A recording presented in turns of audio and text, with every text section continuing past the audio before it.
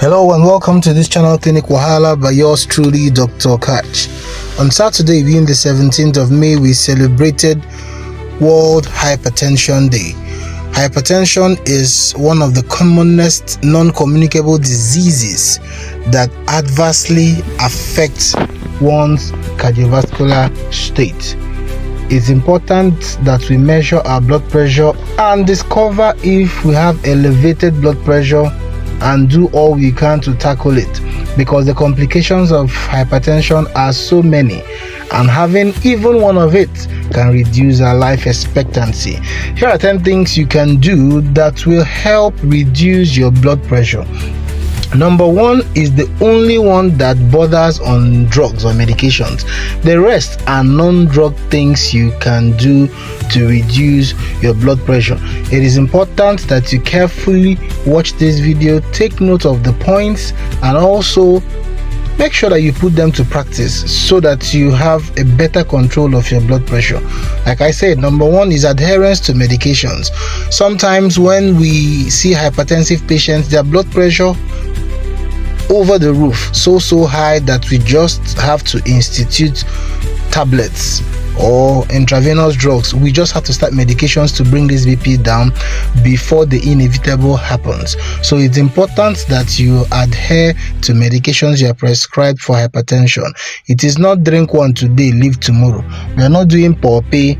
You have to adhere to your medications and check your BP regularly, and also meet a doctor whom will evaluate you regularly and adjust your BP drugs accordingly. Number 2, reduce salt intake. Salt and hypertension no be brothers and sisters, they are actually enemies. I've seen very funny propositions and videos done even by whites trying to tell you that salt is good for blood pressure. It is not true. Salt increases the osmolarity of fluid, so it does the same even for blood. If there is more salt in the blood, it will attract more water to it, and the volume of blood will increase, and that can also increase cardiac output and blood pressure.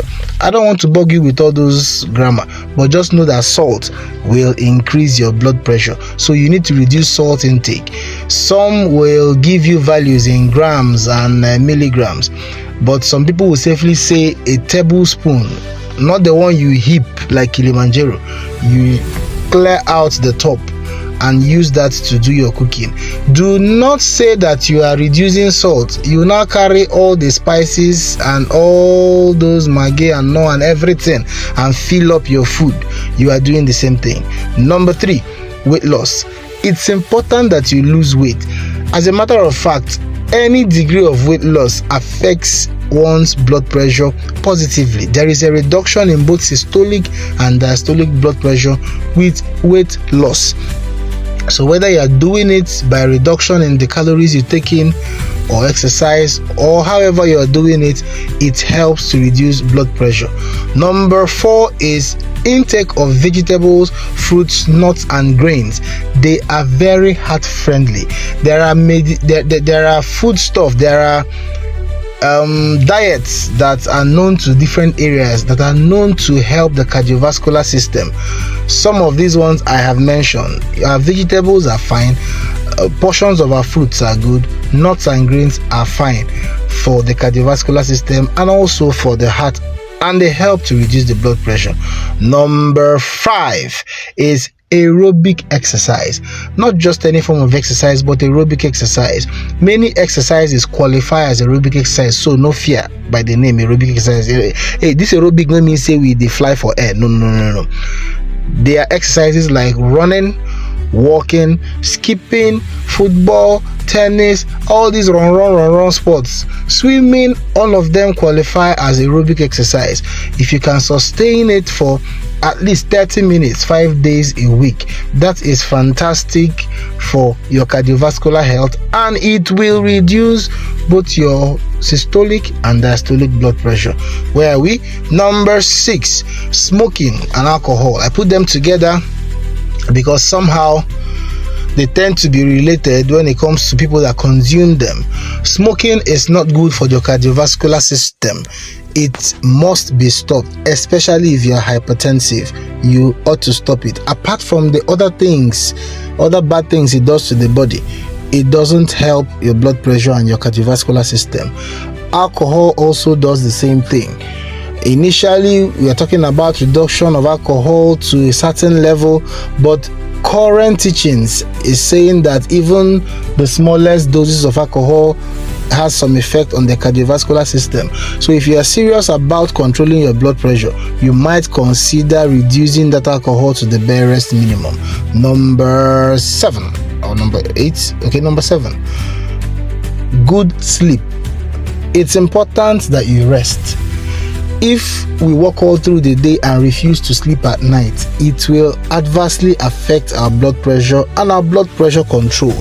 Rest is important. No talk say you be jackie. No talk say man gas to make the money, so you work both morning and night. Do well to rest, because na just small thing they make person buy. Rest is important. Your sleep is important. Nothing they happen if you sleep that sleep. The day where you know they are available, those things will still happen. Number 8. Energy drinks. Be careful about how you load up on energy drinks. They contain caffeine and things that can stimulate the cardiovascular system and up the blood pressure. Yes, it may be a temporary one, but you wouldn't know how high it can go depending on the quantity you also take. So you might as well minimize on intake of energy drink if you want to control your blood pressure very well. Snuff. You will say that you're not old school, you don't take snuff, but there are people who still take snuff in different areas, especially in the rural areas, for different reasons, be it for their teeth or to open their airways when they have catarrh. Yes, it can do that, but just know that snuff is also tobacco consumption.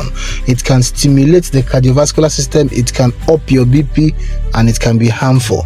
Be careful. So the final one, adherence to medication. I'm coming back to it, because when these non-drug ones do not work, you will almost be started on medications to help control your blood pressure.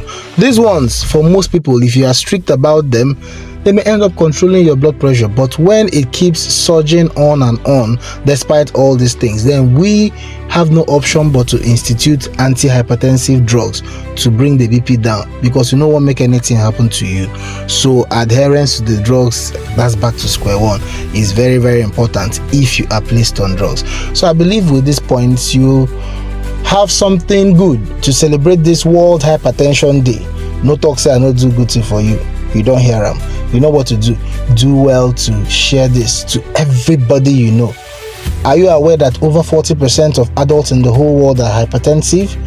So you'll be doing them a lot of good if you share this video to them, so that they can share to their friends and they can extend it to their yard people, and everybody will be better off because of it.